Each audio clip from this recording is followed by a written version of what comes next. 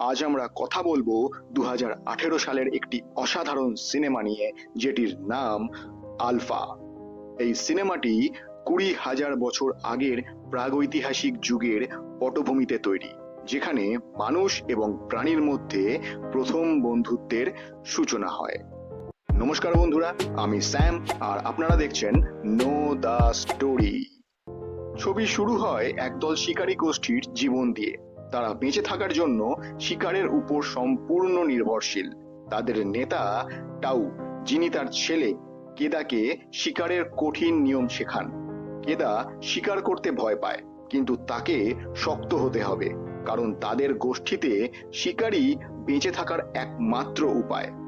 Tau কেদাকে বলে, শিকার শুধু খাবারের জন্য নয়, এটি আমাদের অস্তিত্বের লড়াই। এই দৃশ্যে আমরা দেখি কেদার ভয় এবং তার পিতার কঠোরতা, যা পরবর্তীতে কেদার চরিত্র গঠনে গুরুত্বপূর্ণ ভূমিকা পালন করে। গোষ্ঠীটি একটি বিশাল বাইসনের পালের পেছনে যায়, যা তাদের শীতকালের খাবারের যোগান দেবে। এই শিকারটি তাদের জন্য অত্যন্ত গুরুত্বপূর্ণ, কারণ শীতকালে খাবারের অভাব হলে তাদের বেঁচে থাকা কঠিন হয়ে পড়বে। কেদাকেও এই শিকারে অংশ নিতে হয়। শিকারের সময় কেদা একটি দুর্ঘটনায় পড়ে এবং খাড়া পাহাড় থেকে পড়ে যায়। সবাই তাকে মৃত ভেবে ফেলে রেখে চলে যায়। এই দৃশ্যটি অত্যন্ত মর্মস্পর্শী, কারণ আমরা দেখি কেদা কিভাবে একা হয়ে যায় এবং তার বেঁচে থাকার লড়াই শুরু হয়। কেদা আহত অবস্থায় জেগে ওঠে এবং বুঝতে পারে যে তাকে একা বেঁচে থাকার লড়াই করতে হবে। সে খাবার এবং আশ্রয়ের সন্ধানে বের হয়। এই সময় সে একটি নেকড়ের মুখোমুখি হয়, যেটি তাকে আক্রমণ করে। কেদা নিজেকে রক্ষা করে এবং নেকড়েটিকে আহত করে, কিন্তু সে নেকড়েটিকে মেরে ফেলতে পারে না। এই দৃশ্যে আমরা দেখি কেদার মানবিকতা এবং তার ভিতরের শক্তি, যা পরবর্তীতে আলফার সাথে বন্ধুত্ব করতে সাহায্য করে। কেদা আহত নেকড়েটিকে সাহায্য করে এবং তার নাম দেয় আলফা। ধীরে ধীরে কেদা এবং আলফার মধ্যে একটি অদ্ভুত বন্ধুত্ব গড়ে ওঠে। কেদা আলফাকে প্রশিক্ষণ দেয় এবং তারা একসাথে শিকার করতে শেখে।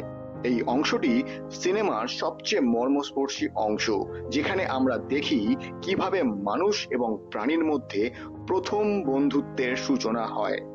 আলফা কেদার বিশ্বাস অর্জন করে এবং তারা একে অপরের উপর নির্ভরশীল হয়ে পড়ে। এই দৃশ্যগুলো অত্যন্ত সুন্দরভাবে ফুটিয়ে তোলা হয়েছে, যেখানে প্রকৃতির সৌন্দর্য এবং তাদের বন্ধুত্বের গভীরতা দেখানো হয়েছে। কেদা এবং আলফা একসাথে বেঁচে থাকার লড়াই চালিয়ে যায়, কিন্তু তাদের সামনে আসে আরো বড় চ্যালেঞ্জ, একটি ভয়ঙ্কর বরফের ঝড়। তারা একসাথে ঝড়ের মোকাবেলা করে এবং কেদা আলফাকে রক্ষা করে। এই সময় তাদের বন্ধুত্ব আরো গভীর হয়। এই দৃশ্যটি অত্যন্ত উত্তেজনাপূর্ণ, কারণ আমরা দেখি কিভাবে তারা প্রকৃতির রোষানল থেকে বেঁচে থাকে। কেদা বুঝতে পারে যে তাকে বাড়ি ফিরতে হবে। সে এবং আলফা একসাথে দীর্ঘ পথ পাড়ি দেয়। পথে তারা অনেক বিপদের মুখোমুখি হয়, কিন্তু তাদের বন্ধুত্ব এবং সহযোগিতা তাদের বাঁচিয়ে রাখে। এই দৃশ্যগুলো অত্যন্ত রোমাঞ্চকর, কারণ আমরা দেখি কিভাবে তারা একে অপরের ওপর আস্থা রাখে এবং একসাথে সবকিছু মোকাবিলা করে। কেদা শেষ পর্যন্ত তার গোষ্ঠীর কাছে পৌঁছয়।